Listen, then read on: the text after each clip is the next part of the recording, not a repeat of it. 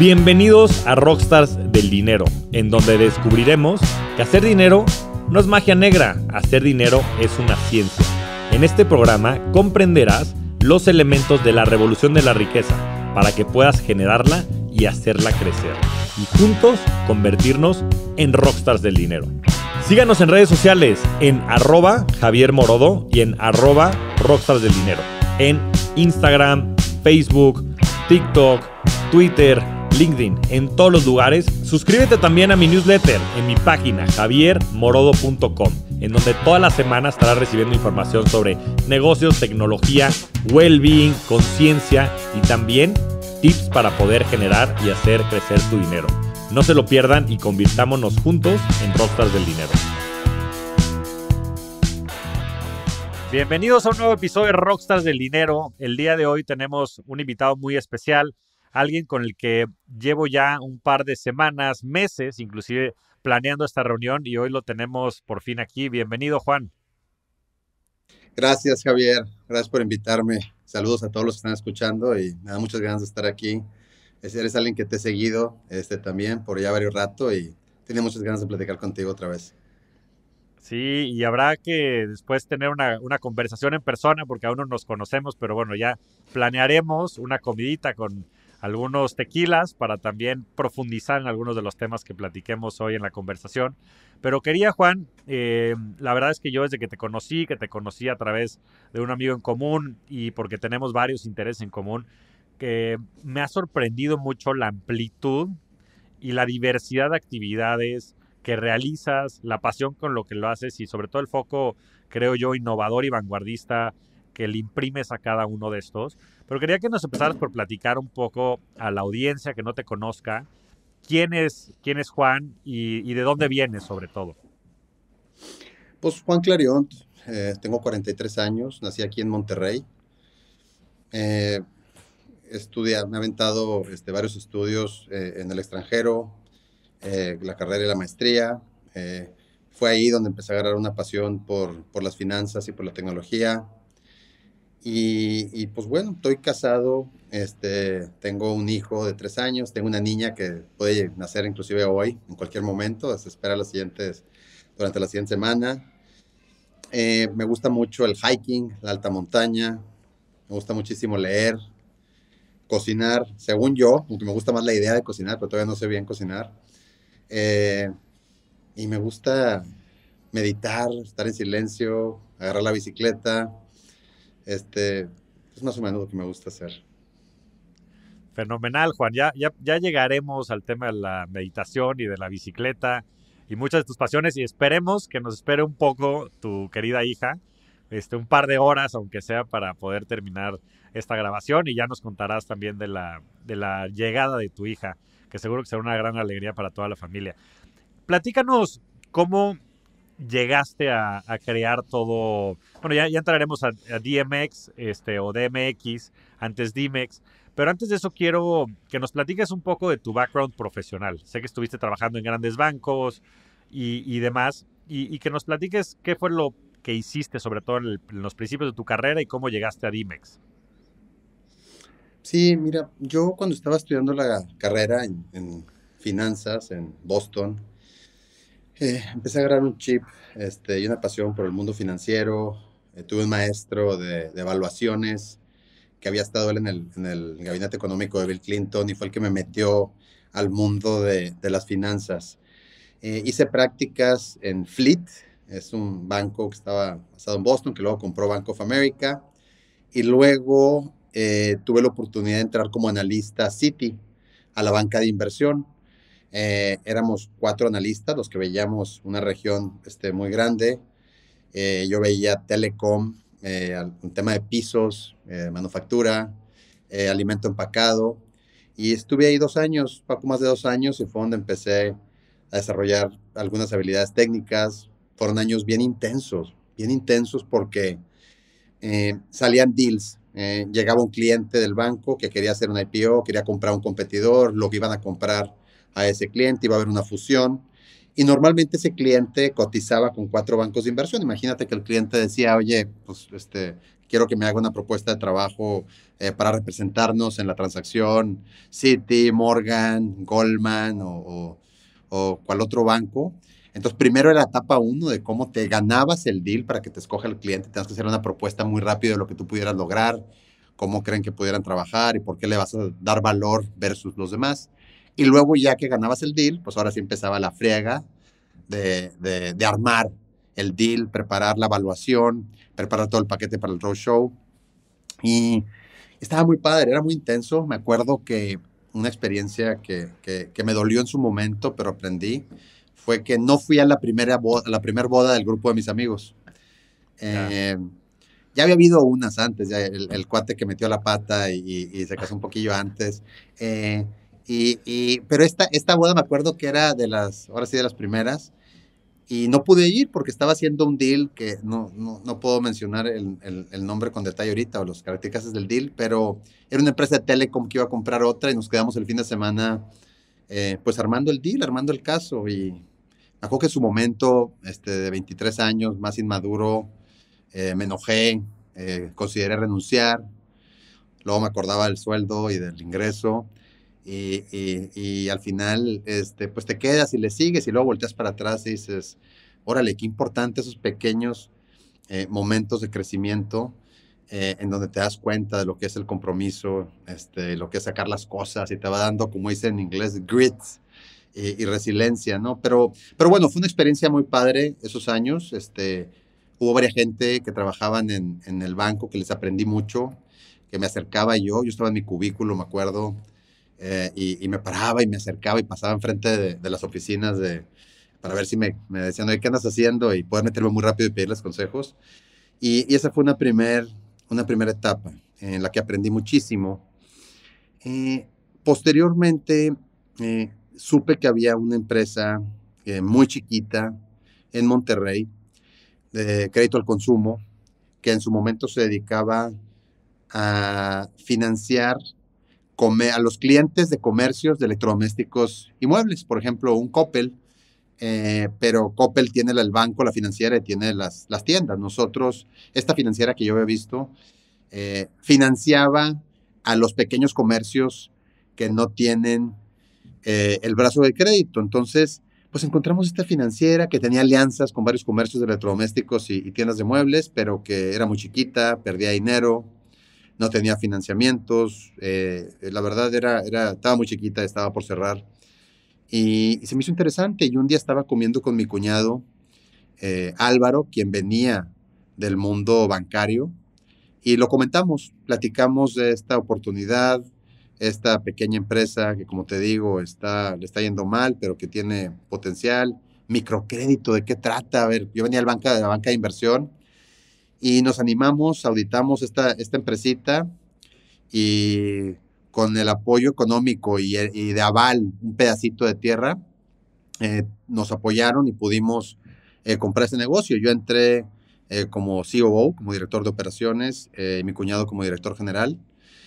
Y pues bueno, eso se convirtió luego en Dimex, se llamaba Comernova inicialmente, luego Dimex, DMX. Yo hoy es una empresa de crédito al consumo de préstamos personales que está por toda la República y fue un camino padrísimo, porque pues ahí sí para que veas, venir de un negocio como Citi, con oficinas en Nueva York, en 51 países, en su momento el grupo financiero más grande y más rentable del planeta, en donde levantaba el teléfono y tenía analistas en cualquier país que pudieran darme informes de la industria en su país, donde tenía plataformas, sistemas, eh, todo tipo de gente con la que podía ir, pues de repente estás sentado en un negocito chiquito que está a la raya, perdiendo dinero de hecho, que no tienes la confianza de los bancos, que no tienes procesos, sistemas, un equipo de 27 personas. Y ahí es donde me di cuenta, donde dije, oye, órale, esto sí para que veas es diferente. Aquí hay que hacer las cosas, nada está a tu disposición, tienes que hacer más con menos, lo que falta son recursos y unos retos enormes. Me acuerdo que entramos a este negocio, este emprendimiento, vamos a decirlo así, porque lo volvimos prácticamente a crear desde prácticamente cero. 3 meses antes de la caída de Lehman Brothers y la crisis crediticia en Nueva York, que luego se fue a todo el mundo. Entonces, la única línea que teníamos de crédito en ese momento, con avales personales, que estábamos todas las noches sudando, que no nos quitan la casa, pues ese banco nos llama y nos dice, oye, ¿sabes qué? Hay una crisis en la matriz, entonces estamos capitalizando la matriz, te tengo que retirar tu línea de crédito. Entonces, pues nos arremangamos. Me acuerdo que para el día 26 del mes ya no teníamos dinero, porque pues con lo que cobrábamos era para pagar sueldos, impuestos, servicio de deuda y para prestar más, y no nos daba. Entonces el día 26 me acuerdo que del día 26 al día 30 era lo peor del mes. Pagar nóminas, me acuerdo que era el peor día, era donde verdaderamente entraba el estrés, el día de pagar nóminas. Y con mucha disciplina fuimos saliendo adelante, mucha disciplina. Siempre lo vimos como un proyecto de largo plazo.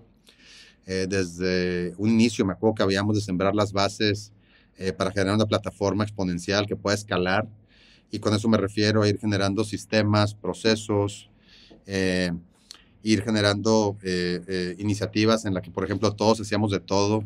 Me acuerdo que en ese momento, que éramos un equipo, como te digo, muy pequeño,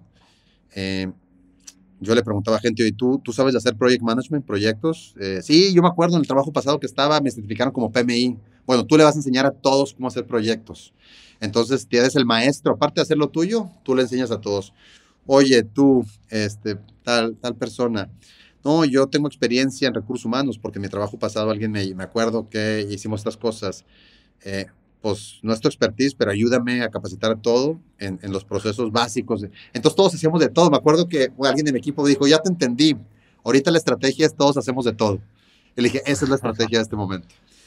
Y fuimos creciendo y en estos últimos 15 años ha habido yo creo que 4 frentes que representaron los principales riesgos o aprendizajes. Uno, todo lo que tiene que ver con crear los sistemas, como ya te digo, y procesos, y madurarlos, estandarizarlos. Se dice fácil, pero literalmente cuando te sientas en la computadora y escribes tu primer procesito y tu primer manual y lo estás haciendo en Word y batallas con el Word y te va el logo, batallas por poner el logo en la esquina, cosas tan mundanas, tan básicas, pero ya que lo haces y los empiezas a implementar y luego empiezas a gestionar el cambio para que la gente los empiece a repetir y hacerlo y que maduren, todo eso fue para mí un gran aprendizaje. Temas de gente.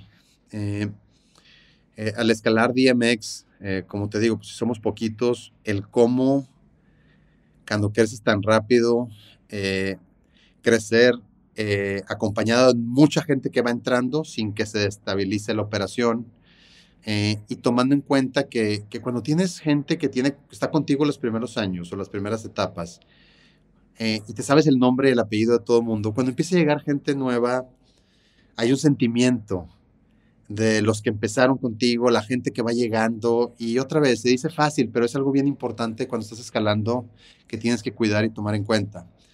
Entonces, gran aprendizaje en todo lo que tiene que ver con personas, cómo implementar procesos de recursos humanos, cómo empezar a reclutar de manera sistemática, sin generar en la burocracia, cómo empezar a desarrollar talento, cómo son los primeros pasos de implementar una cultura. Y no me refiero a la parte a veces un poquito trillada de tener unos valores en la pared que te hablan de valores humanos como honestidad no, me refiero a una cultura de verdad, en donde las creencias de algunas personas se reflejan en lo que dices, en cómo lo haces, la gente te está observando y lo empiezan a repetir. Entonces, todo lo que tiene que ver con personas, cómo hacer de verdad un gran lugar para trabajar, donde la gente esté contenta y orgullosa, y aunque le ofrezcan un 10-20% más en la competencia, digan, no, no me quiero ir, estoy muy contento aquí, además sé lo que está pasando. ¿Y a qué me refiero con eso?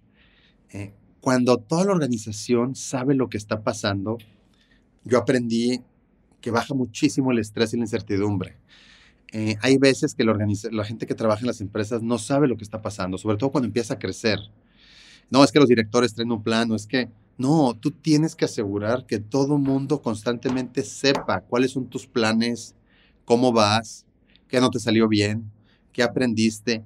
Y entre más lo compartas con toda la comunidad, se genera un bienestar y un sentido de compromiso.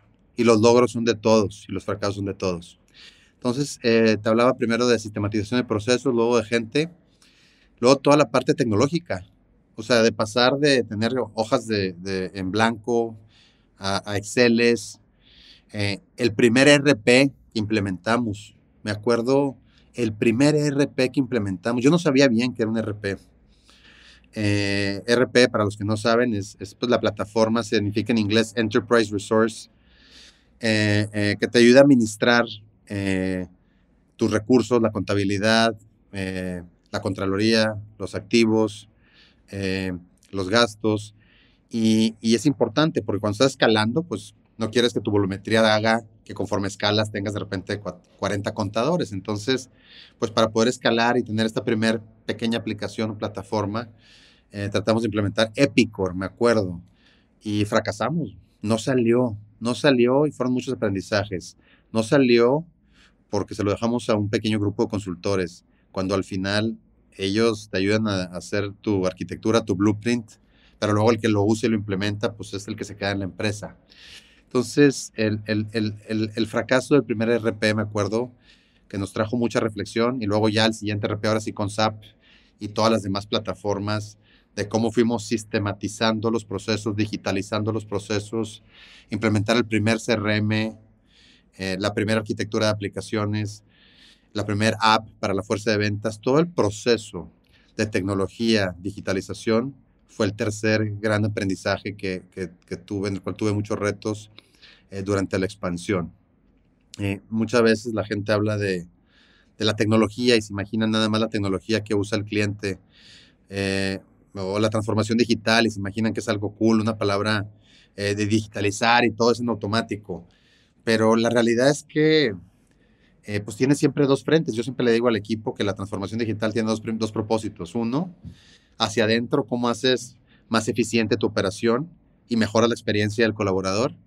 Y dos, cómo mejoras la propuesta de valor para el cliente, cómo le haces la vida más sencilla a tu usuario, a tu cliente, y por supuesto que eso te ayuda también a escalar de manera más rentable, bajando el costo de adquisición y otros, ¿no? Entonces, ese aprendizaje de cómo escalar un negocio. Y acuérdate que estoy hablando de los inicios del 2008. No existía la nube. No existía la nube, todo era on-premise. A ver, era otro mundo. En esos 15 años, la verdad es que ha habido una revolución enorme. El cuarto frente es el fondeo. El fondeo, el cómo creces. Y otra vez, no estoy en el momento actual donde pensamos inmediatamente en venture capital, growth equity, private equity, sino el fondeo tradicional de un negocio que no es una startup que nace digital y que verdaderamente tienes un negocio lineal en relación a que tienes tu primera línea de crédito chiquita, es de un banco, no es de un fondo, tienes que pagar intereses desde el día uno, no es una startup que no le pagas intereses en efectivo mes a mes al fondo, sino aquí de verdad era, oye, y devuélveme intereses todos los meses, y además quiero que me empieces a devolver el capital en X plazo, y además te voy a hacer un cleanup en 6 meses. Cleanup es cuando el banco te dice, oye, devuélveme todo lo que te presté y te lo vuelvo a dar el día siguiente, pero enséñame que tienes la capacidad. Entonces imagínate, eso te permite un crecimiento pues más lineal, porque tienes que, con esa primera línea de crédito chiquita, creces un poquito, generas poquitas utilidades y te dan poquito más crédito, entonces creces un poquito más en utilidades, poquito más crédito, y eso hace que sea más tardado, pero más consistente. Entonces, esa historia de financiamiento, que es el cuarto frente que tuve como retos y aprendizajes, pues tuvo varias etapas. Desde la primera línea, con un aval personal y el apoyo de un tercero con un pedacito de tierra, luego nos la quitaron, y seguir con otros bancos, con garantías personales, donde verdaderamente no duermes, hasta que el banco dice, oye, ya vi que estás creciendo, ya fuiste consistente en utilidades 2 años seguidos, ya vi que tienes un equipo con cierta experiencia, entonces te voy a quitar tu primer garantía. Entonces te quitan tu primer garantía, y luego, pues pasaron 5 años, oye, pues vamos a hacer una emisión de deuda. Te prometo que yo había hecho y había participado en ciertas emisiones de deuda desde el banco como analista, pero ya cuando eres la empresa, pues es otro mundo, ¿no? O sea, es verdaderamente, y debutamos en la Bolsa Mexicana de Valores ya para el 2015 con la primera emisión de deuda, y luego, esa fue una experiencia déjame te cuento algo de la primera emisión de deuda. Me acuerdo que la hicimos en la Bolsa Mexicana de Valores. Hoy ahí está también viva, en ese momento nada más estaba la Bolsa Mexicana de Valores. Y me acuerdo que había un comité de crédito en la Bolsa Mexicana de Valores que te tenía que autorizar tu operación. Eh, Tengo el sentimiento que actuaban de repente como regulador, porque tal vez no tenían competencia, te lo digo honestamente, así me sentía en su momento un poquito. Y cuando fui a presentar en el 2015, de 34 años, al comité de crédito, me sentí humillado. O sea, me pusieron una madriza en las preguntas que me hacían, cómo me las hacían, no me dejaban acabar. Y ojo, creo que la Bolsa Mexicana es una gran organización. Hablo de la perspectiva de un emprendedor joven que está llegando a un comité de 34 años, y no creo que haya habido una persona que tenía menos de 60 en ese comité, 65. Entonces llegó un chavo a hacer su primer bursa, su primera emisión, emocionado, y fue un aprendizaje enorme. Dije, me hubiera preparado más.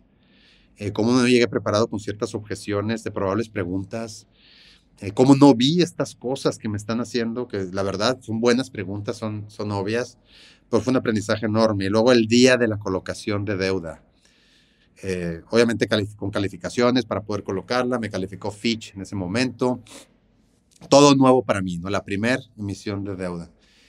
Y pues bueno, la colocamos, fue sobredemandada, fue una experiencia padrísima. De repente me topaba alguien en la calle y me decía, oye, compré papel de ustedes, qué padre, que están pagando el 9%, el 7 ahorita está en 7. Puta, se sentía padrísimo, me acuerdo, decir, órale, ya estás de verdad en el mercado.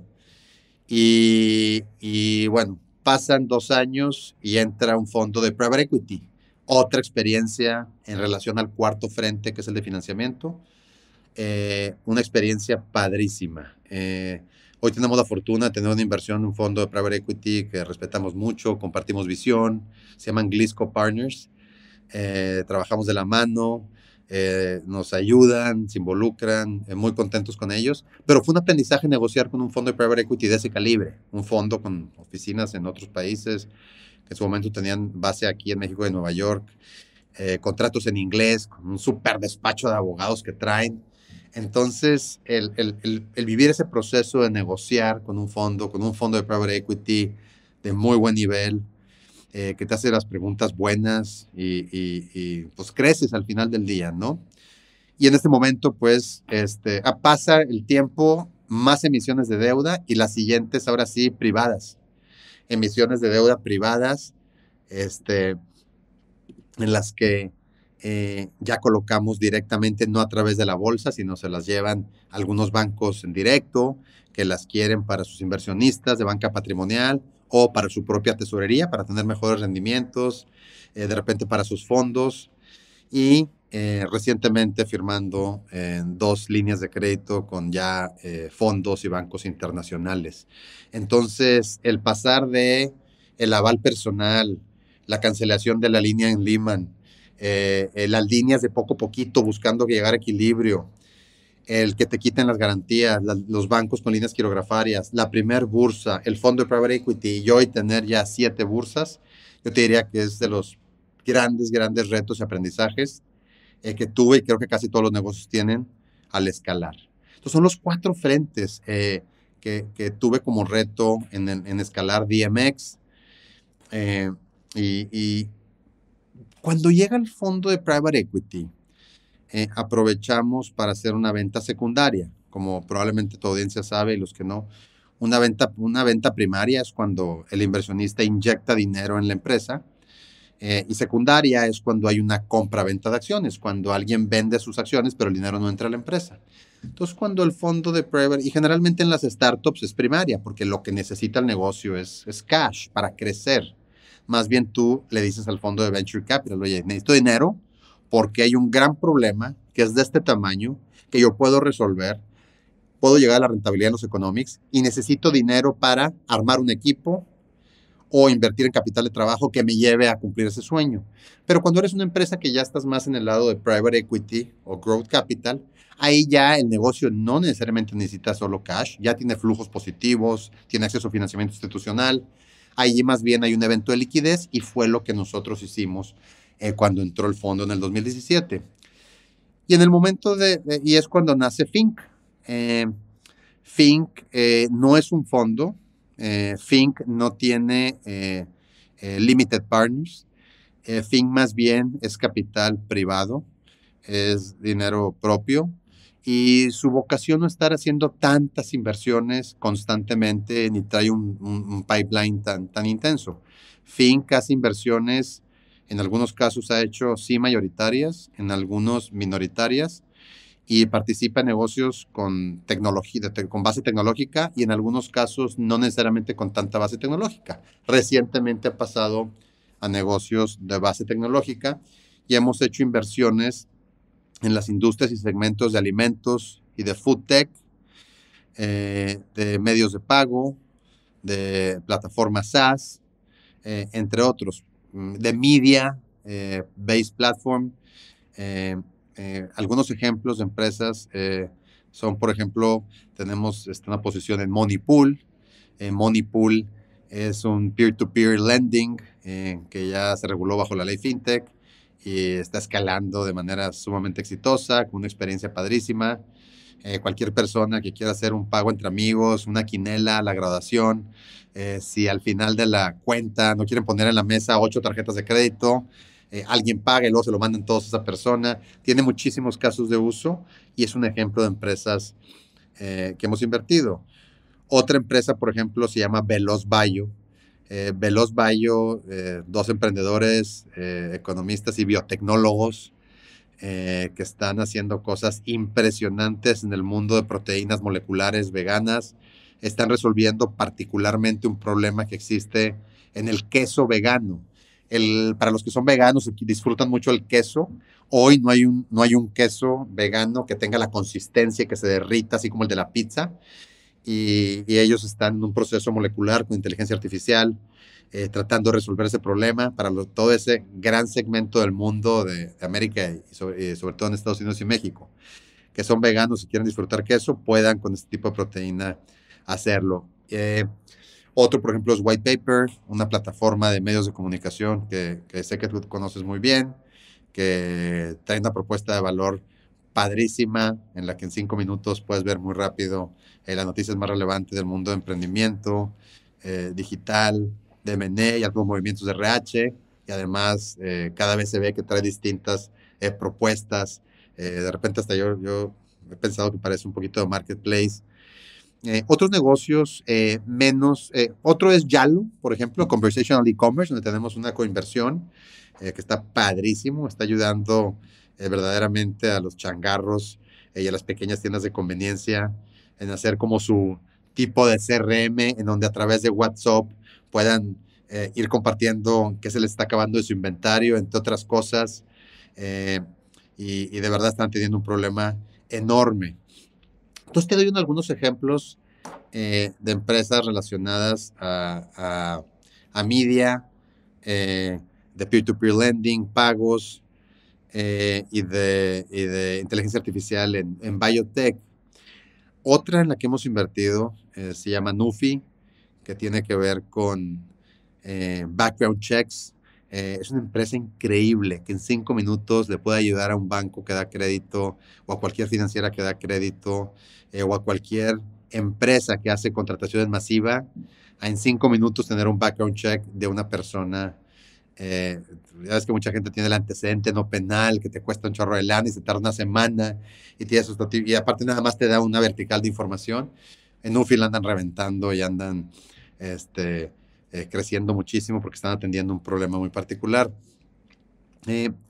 Hay otra empresa que se llama Pide Directo, en la que hemos también invertido. Pide Directo, increíble. Es una plataforma de delivery, pagos y punto de venta que te da el servicio white label. ¿Qué pasa? Hoy con Rappi y con Uber Eats y Didi, que son grandes empresas que están creciendo muchísimo y creo que están atendiendo un problema de manera muy efectiva. Pero para muchos comercios hay un problema que cuesta muy cara la comisión que le cobran al comercio de los envíos de comida y además no saben quién es su cliente.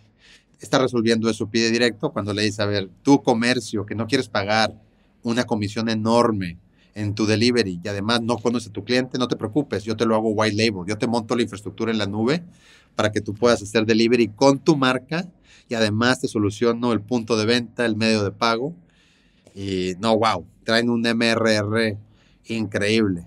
Que por cierto, el Un MRR, monthly el monthly, recurring. Sí, exacto. eso, el monthly Monthly recurring revenue, recurring como tú revenue. sabes. Exacto, como tú sabes, es la métrica más importante porque es la que te dice de verdad, pues cómo vas creciendo, crecimiento compuesto, mensual compuesto. Y además el recurrent creo que es bien importante porque si de repente tienes un ingreso extraordinario, pues lo debes de quitar de la fórmula para que de verdad te diga los clientes nuevos y cómo están volviendo a utilizar tu producto. Tú sabes mucho de esto. Eh, entonces, bueno, y Fink tiene algunas otras más, algunas que hacen con menos tecnología por lo pronto, se van a transformar, pero un negocio de contract catering que da servicio a los comedores de universidades, de corporativos y de fábricas. Esta empresa atiende 5 comedores del Tecnológico de Monterrey, la Ibero, un pedazo de la UNAM y empresas internacionales también. Y ahí, pues, ¿qué te digo? Toda la tecnología también que vamos a meter eh, para hacer más eficiente la cocina, para que el cliente, el usuario, sea el estudiante o el colaborador de una empresa pueda hacer su prepedido, personalizar la propuesta, meter todo un tema de wellness. Ya. Entonces, también está muy padre. Y cosas así estamos haciendo en Fink. La verdad es que está divertido. Yo soy CEO de DMX, al mismo tiempo soy principal de Fink.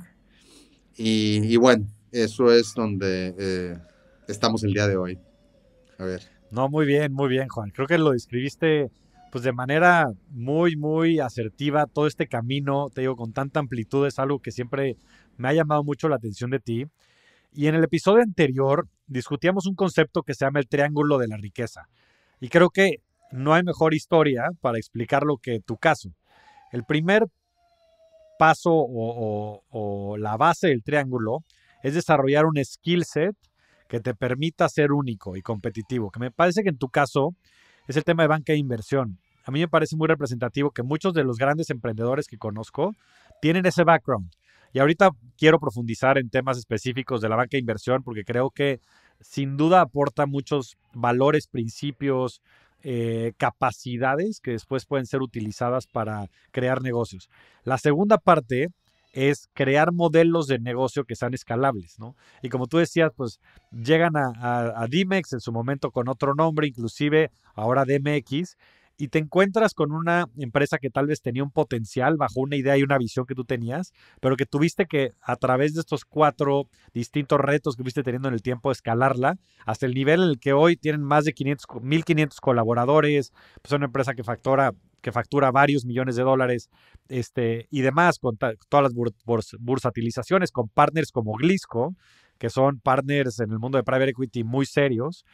Y después, el tercer eslabón del triángulo, que es el invertir, ¿no? Y que creo que con Fink has podido todos estos aprendizajes, conocimientos, todo el network, toda esta base, inclusive financiera y también probablemente de partners o de principals que hayas podido traer a la mesa en el proyecto, de poder invertir en múltiples tecnologías. Entonces tengo una pregunta para cada uno de estos eslabones y la primera sería acerca de banca de inversión. ¿Qué skill, particularmente uno, que te venga más a la mente, porque seguramente serán muchos, pero para ti, ¿qué skill fue el más importante que aprendiste en la banca de inversión? ¿Que te ha ayudado más en tu vida profesional? Eh, Creo que fueron muchos y creo que hay temas generales que mucha gente puede aprovechar de pasar por esa experiencia y también tiene que ver con algunas personas que pudiste conocer en ese camino, que te han influenciado, tipos de liderazgo, tipos de gestión. Puntualmente, creo que el principal skill tiene que ver con poder tener un lente en el cual puedas disectar una industria, un segmento, una empresa, irte cada vez de manera más granular. entender dónde están los márgenes en la cadena de valor de una industria. Por ejemplo, si piensas en computadoras, pues sabes que hay toda una cadena de valor, pero sabes que el margen está en software y en los microchips, no en el hardware, no en retail, no en la distribución.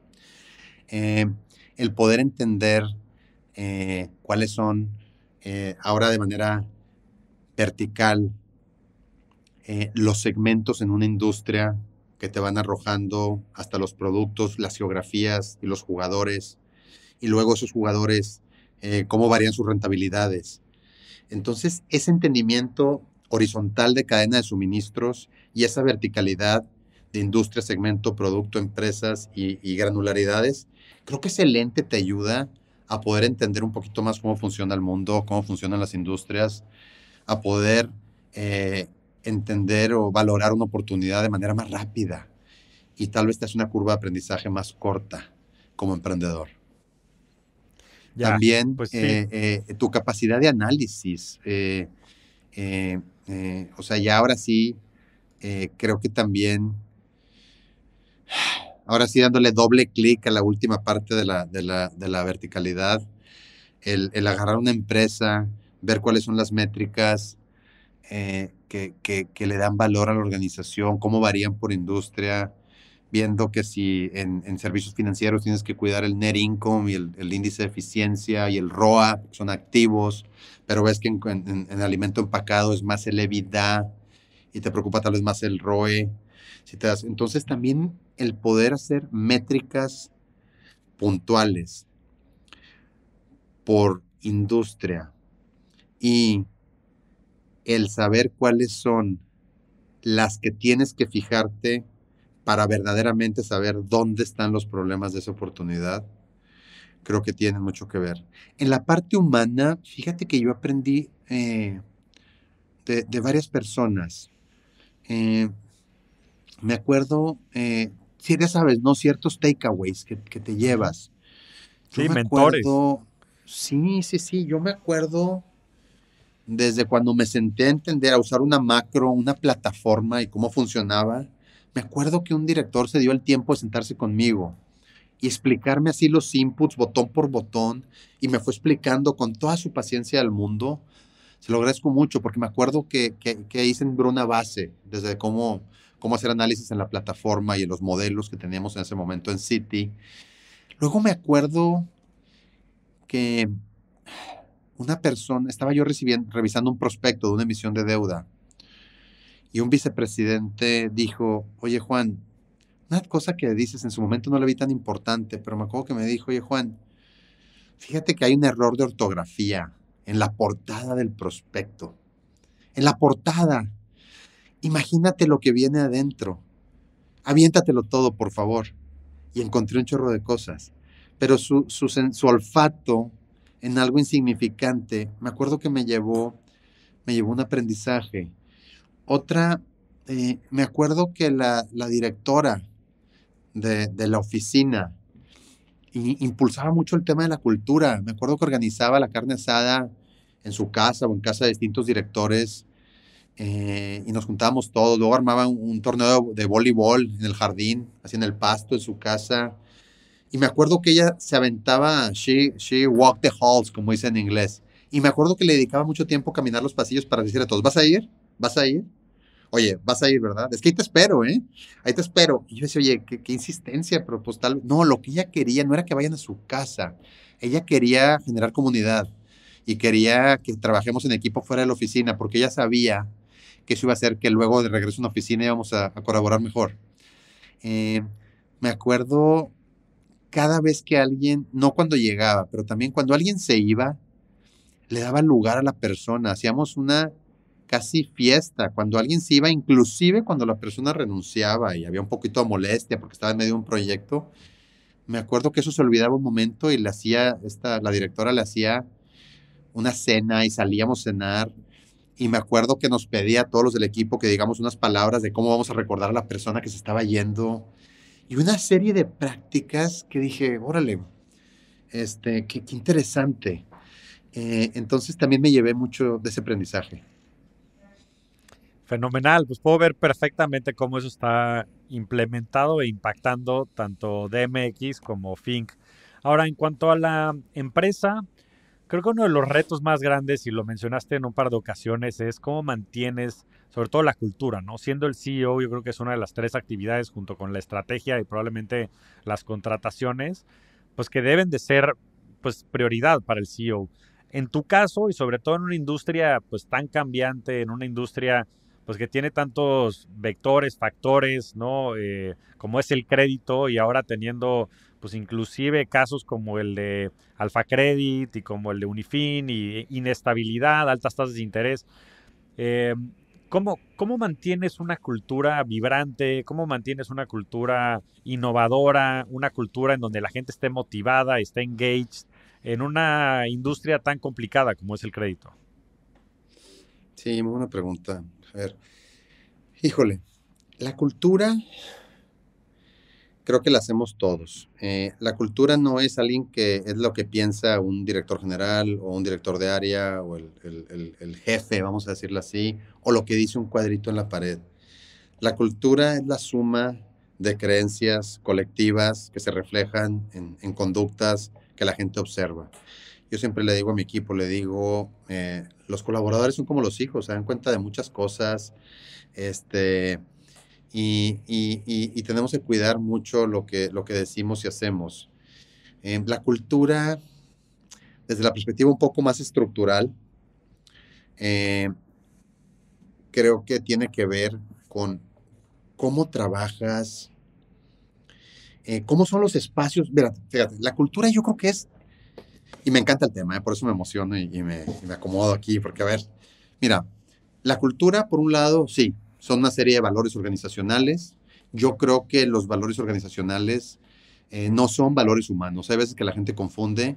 El valor humano es importante, es la honestidad. El valor humano tiene que ver con no robar, no pelearte, ser honesto. Y hay gente que a veces los confunde. Hay empresas que tienen valores humanos cuando hablan de la cultura. Eso nosotros los tenemos en el código de ética. Y si no los tienes, no deberías estar aquí en un principio. O sea, asumimos que tienes los valores humanos, si no, no deberías de ser parte del equipo. Y claro, hay que leer Exacto. el código de ética una vez al año, dos veces al año, es más, hay que firmarlo y comprometerte con el código de ética. Pero el código de cultura va más allá. Es qué valoras como organización. ¿Qué quieres que la gente respire y vibre cuando entre a tu lugar de trabajo? La cultura la debe de resentir hasta el cliente. Así de penetrada debe estar. O sea, si el cliente se da cuenta de cuál es tu cultura, hiciste un gran trabajo. Y para nosotros, pues, oye, ¿qué valoras? Si tú como organización valoras, por poner algunos ejemplos, la agilidad, el coaching, tú valoras el pensamiento sistémico, tú valoras, ¿qué valoras? ¿Qué quieres que tengan los líderes? ¿Qué quieres que se respire en la organización? Ponlo eso como tus valores. Tu cultura debe ser una ventaja competitiva. Debe ser algo que sea difícil de replicar. Alguien te puede copiar un producto, te puede copiar, te puede tratar de robar a un talento, pero si tu cultura está impregnada hasta abajo, es bien difícil que le imiten. Entonces, si quieres que funcione, a ver, tienes que meterle, como te decía, estructura. Tienes que decir, estos son mis valores organizacionales, lo que valoro, y tienes que cuestionarte cuáles son los tres, cuatro comportamientos que reflejan ese valor. ¿Cuáles son? ¿Cómo te los imaginas? ¿Haciendo qué? Y tienes que, cuando vas a hacer este proceso, armar una nueva estrategia que parte de tu nueva estrategia tiene que ver con la nueva cultura, para empezar se tiene que construir, creo yo, en equipo.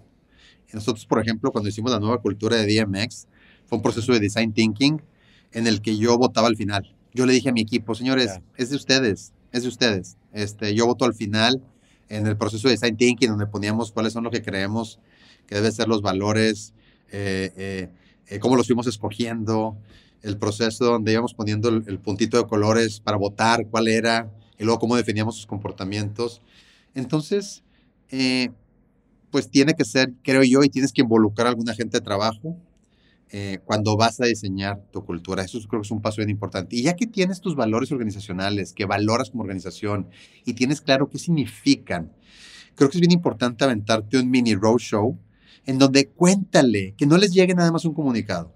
Júntate con algunos equipos de trabajo, ya sea por área, por proceso, como tú te quieras organizar, pero platícales para que si algún día ves en el pasillo una persona, le dices, oye, para ti este valor que dice coaching, ¿para ti qué es?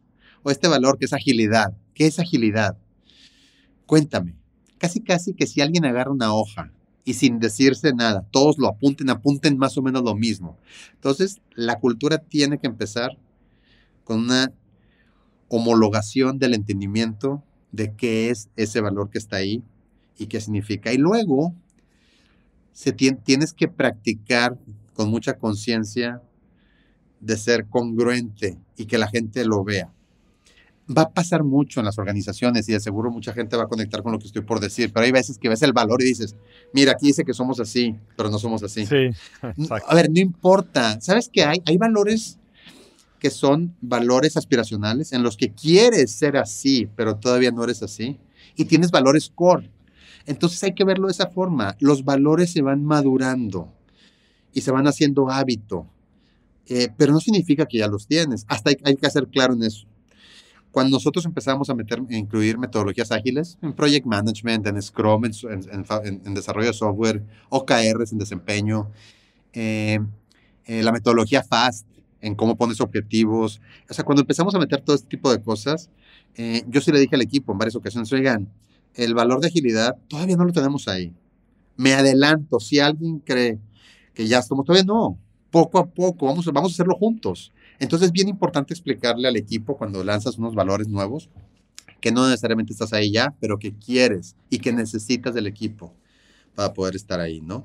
Entonces, estructuralmente luego puedes hacer un análisis, una encuesta para ver en cuál estás fuerte y en cuáles no, y luego haces un plan de desarrollo en los valores que crees que tienes las mayores áreas de oportunidad. Y eso te va haciendo un poco cómo puedes ir midiendo la cultura deseada, dónde estás y qué estás haciendo para estar ahí. Ahora, ¿qué más te forma la cultura? La cultura también, pues es el lugar de trabajo. Claro. Lo que se respira cuando entras a la organización, como el famoso TED Talk que se llama The Smell of the Place. Cuando llegas, lo que se respira, las oficinas. Por ejemplo, para nosotros, algo que valoramos es el trabajo en equipo, la comunidad, la rápida colaboración. Sabemos que ahora más que nunca el time to market es todo. Entonces, por ejemplo, en DMX no hay oficinas. Yo no tengo oficina. Mi equipo no tiene oficina. No hay las oficinas de trabajo que están en el centro y cada quien se puede meter cuando quiera. En Google Apps, pues te metes al calendario y las reservas. No hay oficinas en las esquinas con vistas, no, la luz es de todos y la vista es de todos. Las oficinas que son para quien las quiere usar están nada más en el centro. Todos los lugares son abiertos. Entonces, cuando la gente entra y dice, ok, decimos que queremos innovar, que queremos empezar a hacer sistemas de agilidad, que queremos innovar en productos más rápido, pero empiezan a haber una conexión en el sistema donde, además no hay oficinas, además los líderes o los directores no tienen oficina, además las pocas oficinas que hay tienen la pared de vidrio y puedo ver adentro todo lo que todo el mundo está haciendo. O sea, hay un sentimiento de congruencia en la estrategia con lo que dices que estás haciendo, con los valores, con los comportamientos y lo que hay en el lugar de trabajo. Otra cosa súper potente en cultura es a quién contratas, a quién promueves y a quién despides.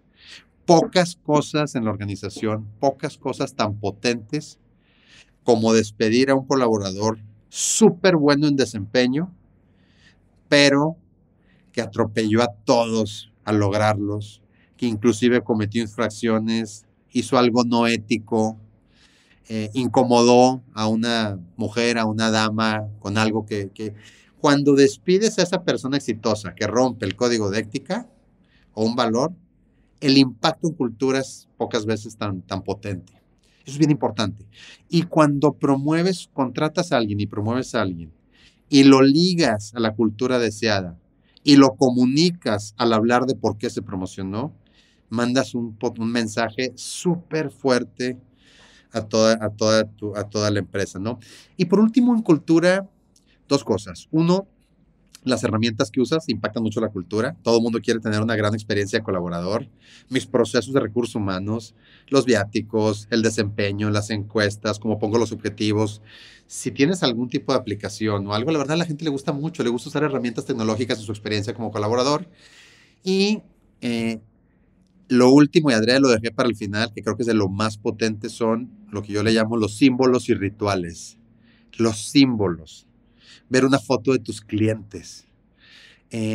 Ver en la pared alguna celebración. Ver en la pared algún logro. Tener el reconocimiento y la foto de aquel colaborador que lleva toda la vida contigo. Muchas empresas tienen esta persona que lleva 20 años en la empresa y todo el mundo lo quiere y ya se jubiló. Pon una foto de la persona, como dice en inglés, honor your heroes. Entonces, los símbolos que te generen nostalgia, que te generen orgullo, es de lo más potente en una cultura. Te voy a dar dos ejemplos. La empresa Boeing tuvo un accidente, una aerolínea de Japón con un avión Boeing tuvo un accidente donde murieron 200 y pico personas. En la entrada de las oficinas de Boeing está colgado un pedazo de esa turbina para que todos los días que entren a trabajar recuerden los colaboradores para qué están en su trabajo y lo importante que es la seguridad. Y en otra empresa de aerolíneas tiene una foto de una niña que le llaman hipotéticamente Little Annie. Y cada vez que tienen una junta de trabajo se voltean y dicen, ¿estará sana y a salvo Little Annie en este producto? Entonces yo creo mucho en los símbolos, en generar nostalgia, en honor your heroes, en recordar los éxitos y los logros con imágenes y otros artefactos. Eso de verdad mueve muchísimo a la organización.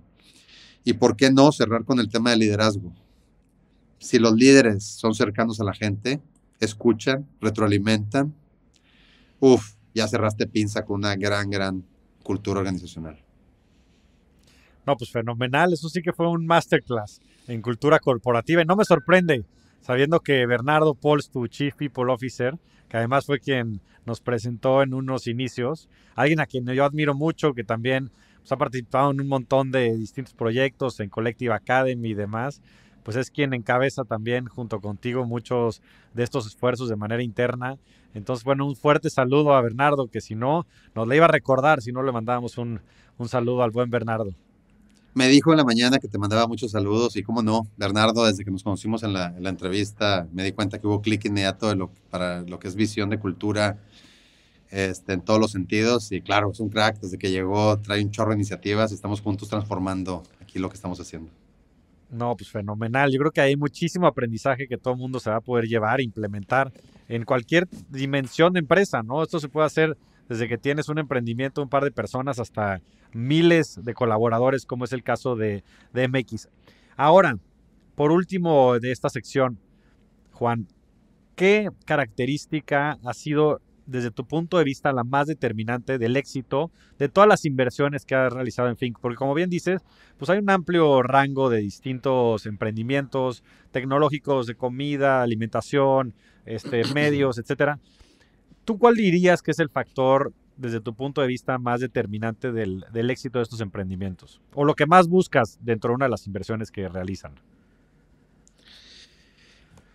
Cuando invertimos en una startup, nos fijamos en varias cosas. Puntualmente, te voy a hablar del potencial del mercado y te voy a hablar de los emprendedores. Para nosotros, tiene que ser un problema que pueda ser escalable en menos de 5 años.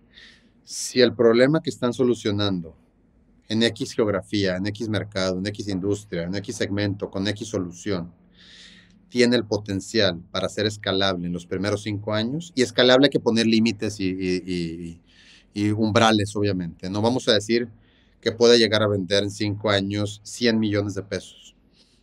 Por poner un ejemplo, puede ser un poco más. Es muy importante. Y en esa escalabilidad tiene que haber los unit economics para lograrlo. Cuando las tasas estaban en cero en Estados Unidos, que había una visión alrededor de todo es crecimiento, adquisición de clientes, y luego veo cómo monetizo, nosotros nunca creímos en eso. Nosotros creemos que una startup tiene que tener la capacidad de generar flujo para el año 5 y desde el día 1 tiene que tener los unit economics súper claros. Entonces, esa es una parte de la parte del mercado y de los economics. En el emprendimiento nos gusta mucho cuando ha fracasado varias veces el emprendedor.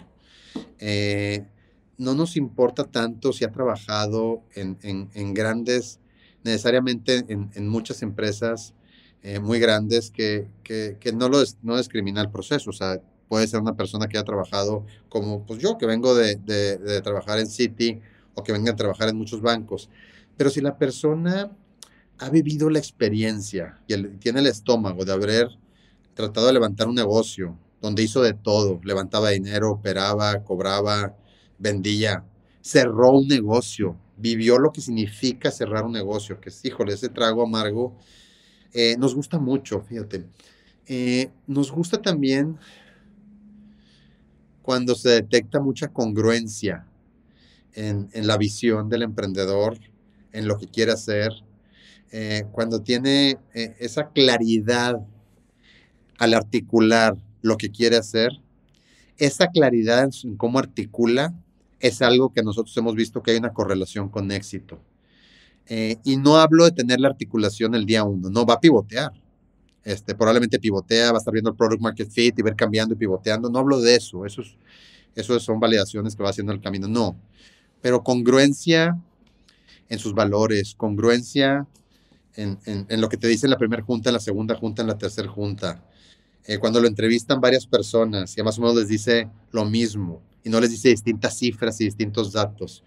La congruencia y la articulación de la visión es algo que le metemos mucho peso. Por último, pues cuáles son las capacidades que requiere el problema que quieren atender y cómo se empata con las capacidades y habilidades del fundador o del equipo de fundador. ¿Estás en el mundo de digitalización o estás en el mundo de deep tech? Por ejemplo, deep tech es tecnología que requiere mucho dinero y probablemente sea una década o estás en un producto digital, que estás cambiando un poco el modelo de negocio, estás digitalizando, es una disrupción en una parte de la cadena y es una digitalización. Bueno, si es deep tech y el equipo fundador no tiene un background fuertísimo, fuertísimo, técnico, la verdad hay un mismatch. Si, por ejemplo, quieren un tema digital, pues nos gusta de repente que también haya las capacidades de diseño, las capacidades de producto, y sí, es importante la parte de tecnología. Entonces, que empaten las capacidades del equipo fundador con el reto tecnológico, o en su caso digital, o cualquier modelo de negocio, es algo que le metemos muchísimo peso y mucha observación. Sí, pues creo que todo lo que dices es un buen checklist y me encanta esta parte de la congruencia, que también lo veo en todo lo que decías de la cultura. Al final del día, creo que eso es lo que hace que la magia suceda, ¿no? No nada más que sea muy bonito por afuera, desde, como decías, todo lo que pones, las palabras en la pared, sino pues que los mismos líderes y que las personas lo hagan, ¿no? Y lo mismo en un pitch deck, contra que sí tengan esas capacidades para después ejecutar. Ahora pasemos al lado personal, Juan. Otro de los temas de los intercambios que hemos tenido que más me ha llamado la atención es las prácticas que tienes alrededor de tu persona que te permiten entonces ser un gran profesional en todos los ámbitos que has venido platicando. Y te querría preguntar que nos compartas, pues, cómo es tu rutina y cómo son tus hábitos, cómo has generado este sistema, ahora sí que regresando a la palabra sistema, que te permita pues ser tu mejor versión, tanto en tu familia como en el trabajo, como en tu vida personal y ya mencionaste meditación por el hike, la bici. Entonces, platícanos cómo ha sido tu proceso de descubrimiento y cómo se ve ese sistema de hábitos que tienes para poder lograr hacer todo lo que haces.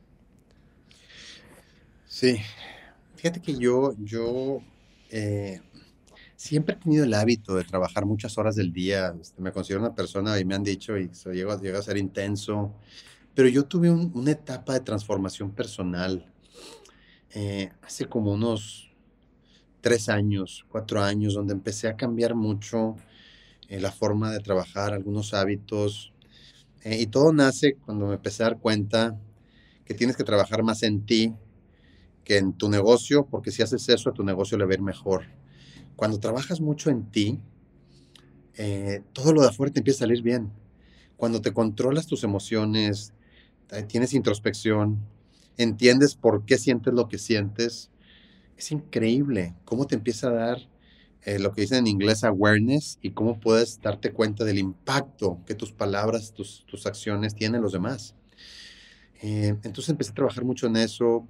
Y yo ya había ido, yo tenía un psicólogo con el que platiqué muchos años, he tenido coaches, mentores, consejeros, pero fue hasta hace, como te digo, 3 años que empecé a cambiar y me propuse ser mucho más disciplinado. Creo que ser disciplinado es de lo más importante en el éxito. Si no eres disciplinado, en mi opinión, el sistema te escupe para afuera. Si quieres de verdad tener el nivel de productividad óptima, sacar lo mejor de ti mismo para sacar lo mejor de otros y otras, tienes que conocerte, trabajar en ti y tener muchísima disciplina.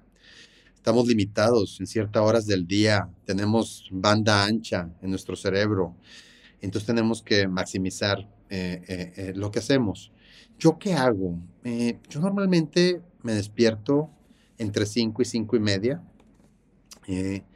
Lo primero que hago es me paro, agarro el vaso de agua que tengo al lado de mi escritorio, le doy un trago. No veo mi celular o redes sociales ni WhatsApp hasta las 8 de la mañana. Eso es una regla importantísima. Y lo primero que hago es activarme haciendo ejercicio. Me voy rápido al gimnasio, me voy rápido a correr, me voy rápido en el edificio donde vivo hay un gimnasio ahí abajo, o agarro la mountain bike, o antes lo quiero retomar, pero me voy a nadar, pero me activo mi cerebro. Terminando, antes de meterme a bañar, medito. Medito generalmente 15 minutos, tengo yo mi propio método, no lo hago guiado, ya tengo yo mi propia metodología. Cuando me certifiqué o metí el tema de mindfulness, de ahí agarré mi propio, lo que me funcionaba, y en 15 minutos primero tengo unas respiraciones profundas donde estoy enfocado en el presente, que es lo que es meditar, estar en el presente, no pensar en tus preocupaciones del pasado, tu angustia del futuro, tu agenda del día, sino, y si estoy contando hasta 10 en el presente y me distraigo, vuelvo a empezar. Y si estoy en 9 y me distraigo, vuelvo a empezar hasta que cuente a 10 viendo un punto con los ojos cerrados en mi mente. Y luego ahora sí, empiezo a practicar un poco de memoria y me acuerdo qué hice el día anterior. Digo, ¿qué hice ayer? Ayer fue martes, o viernes, lo que sea, el día previo. Me desperté. ¿Qué hice cuando me desperté? Pues me fui al gimnasio, ¿qué sentí? Llegué y medité. Luego leí el periódico, leí white paper. Tuve una junta, luego qué hice, y no me acuerdo, pero hasta que me acuerde. Te ayuda el Alzheimer de largo plazo, te ayuda mucho a estructurar también tu forma de pensar, y pienso en qué hizo. Y luego entro en la etapa de agradecer. Agradezco por salud, agradezco por lo que tengo, pienso en mi hijo, y luego empiezo a imaginarme lo que quiero lograr y cuáles son mis objetivos del día de hoy y de esta semana. Y cuando termino, a veces me voy. Y digo, Juan, no, espérame. Y ahí es donde me empiezo a conocer, porque me llegan preocupaciones. Donde empiezo a pensar, ¡pum! Híjole, esta preocupación, este problemón que me salió ayer. ¡Pum! Me peleé con esta persona, tuve una diferencia. Ay.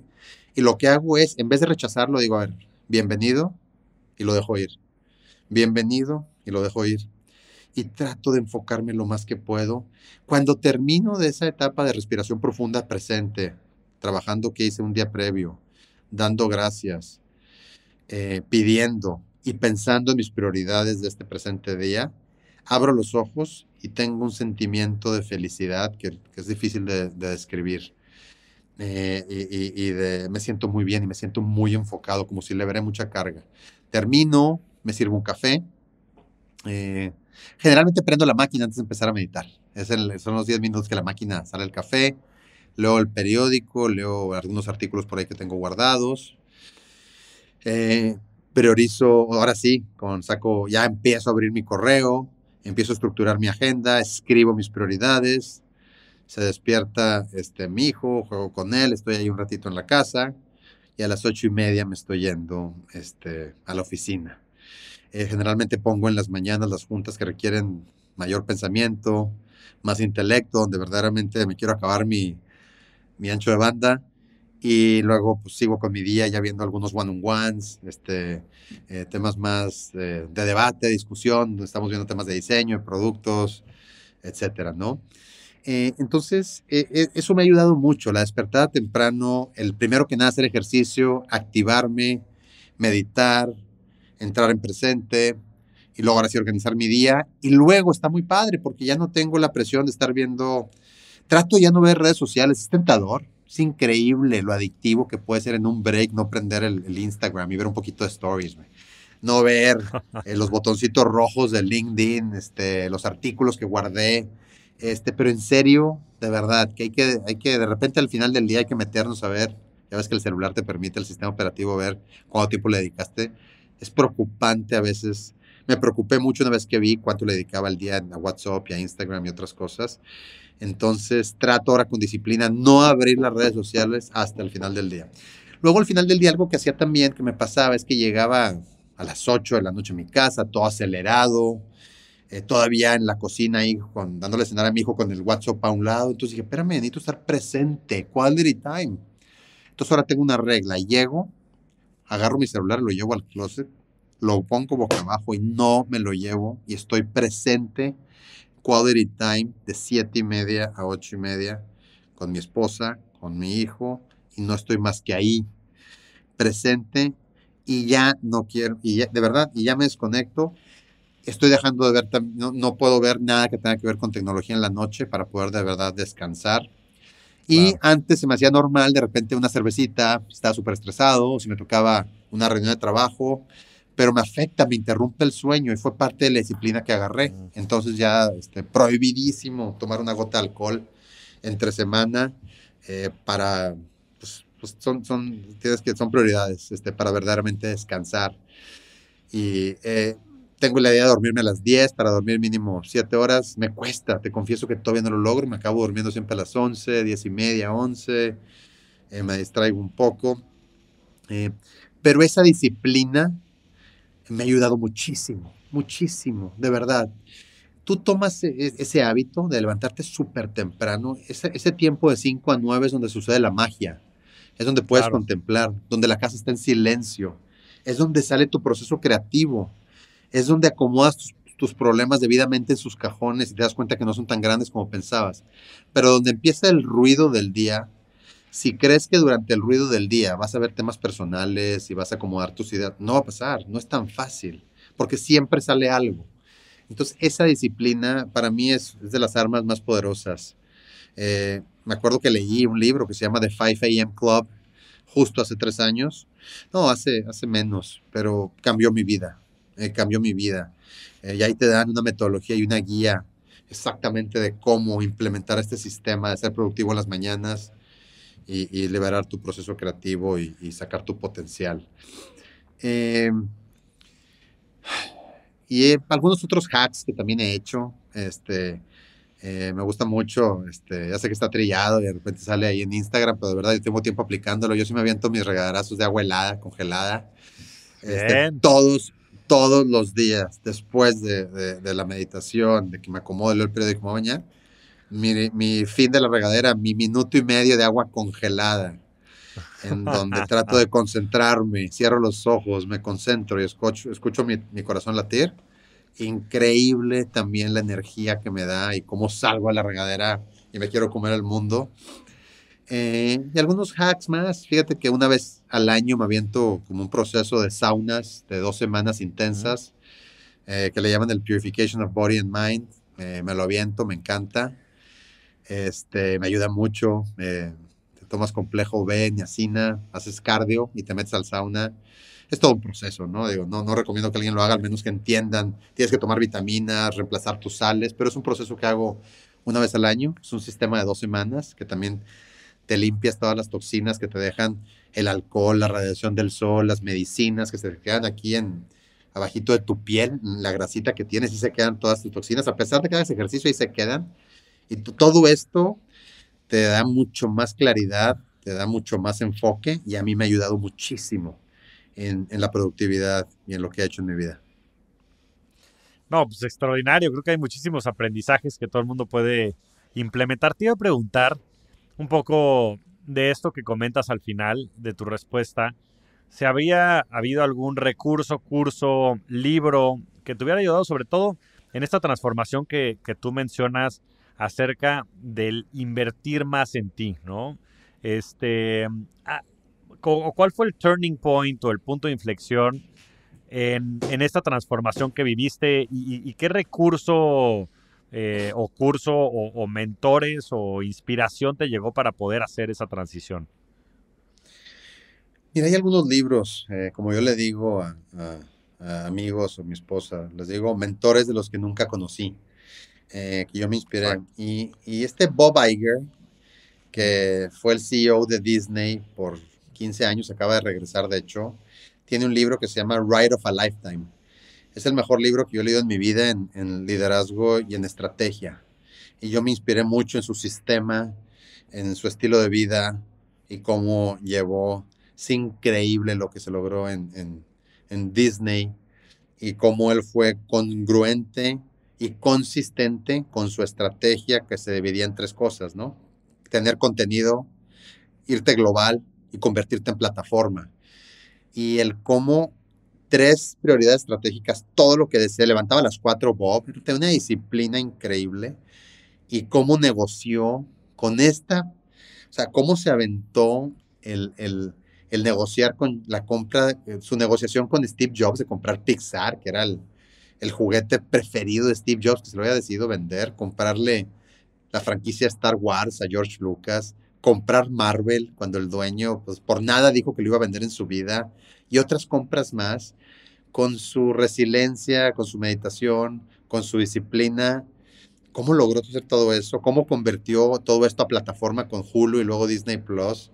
Y la verdad, para mí es alguien quien es un libro que yo creo que es en estrategia y liderazgo, lo tienen que leer. Es increíble, aparte es una delicia de lectura, te lo avientas y no lo quieres, no quieres dejar de leerlo.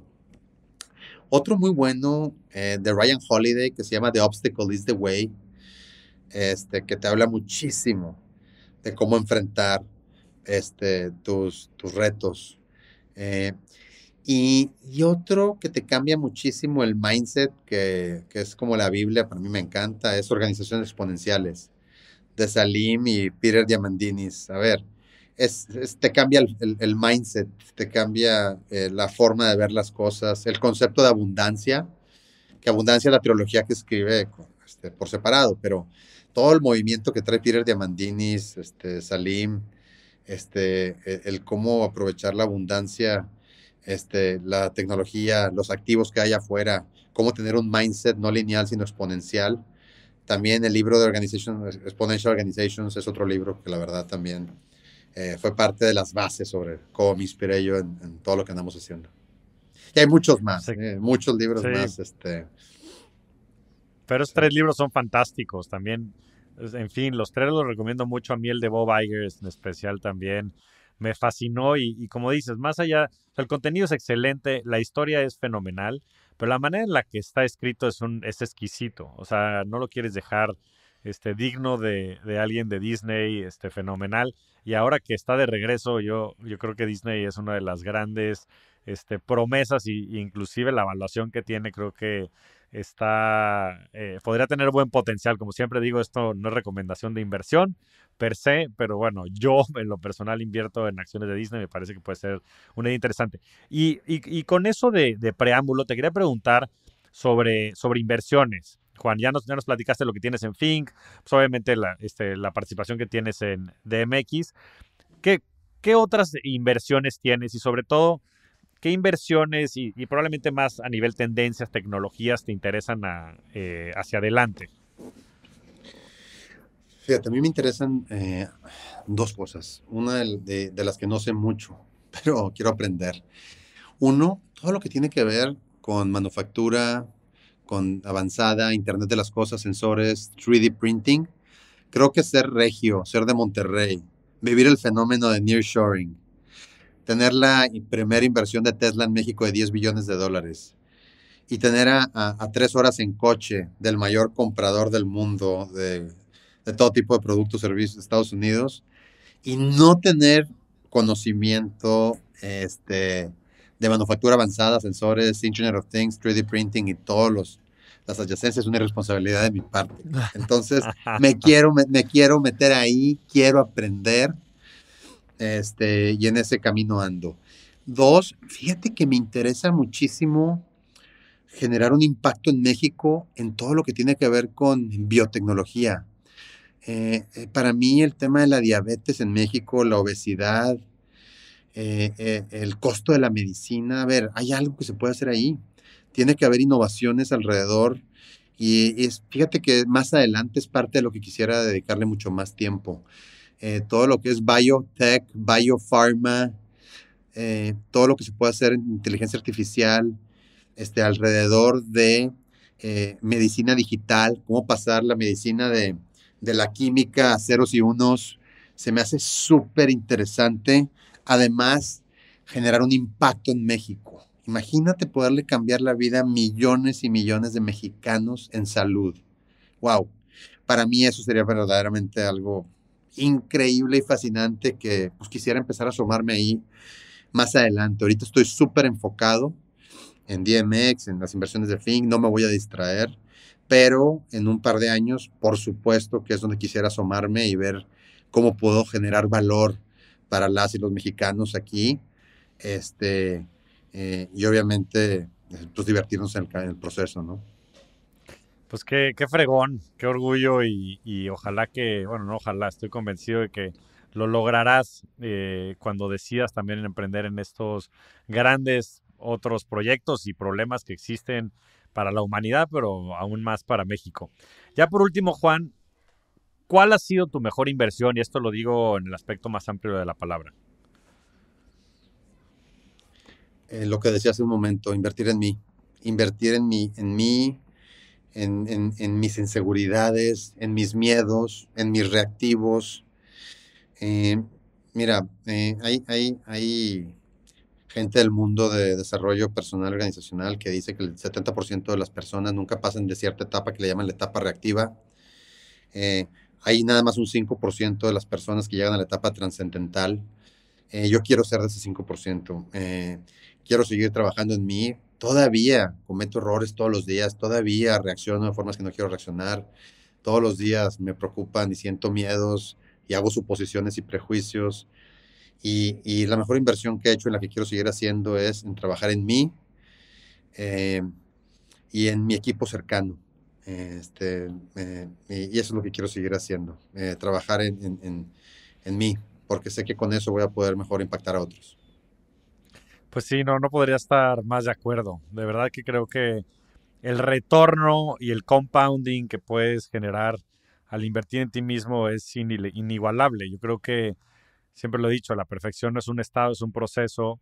Y estos actos de disciplina y mucho de la profundidad que nos has compartido en este programa, pues es un claro ejemplo, pues no nada más del trabajo, de la disciplina y del proceso que has transitado, sino también pues de mucho del upside que vendrá, bueno, que ya has conseguido en esta carrera tan exitosa que has tenido, pero sobre todo lo que viene, porque eres muy joven, tus 43 años, pues quiero ver dónde vas a estar en 5, en 10, en 15, en 20 y todo lo que vas a poder lograr, porque también estamos Elon Musk mexicanos que también inspiren a una nueva generación y bueno, es un orgullo tenerte aquí en el país y tenerte también aquí en el podcast. Eres un rockstar del dinero y de la vida, querido Juan.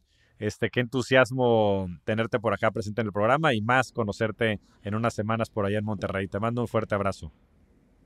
Gracias, Javier. Muchísimas gracias por la invitación y también felicidades a ti por este padrísimo podcast que tienes de primera y por todo lo que has hecho. Yo también te llevo siguiendo muchos años y eres un crack y también has inspirado a mí y a muchísima gente. Fuerte abrazo, Juan. Abrazo. Muchas gracias por escucharnos. Nos vemos semana a semana en este espacio para convertirnos juntos en rockstars del dinero.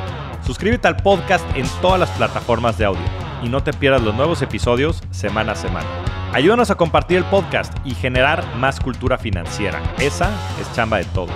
Yo soy Javier Morodo, búscame en redes sociales como @JavierMorodo, en mi página de internet javiermorodo.com y suscríbete a mi newsletter, La Inversión de la Semana, para recibir semana a semana las mejores recomendaciones de inversión. Agradecimientos especiales a todo el equipo de producción, Rockstars del Dinero es una producción de Sonoro.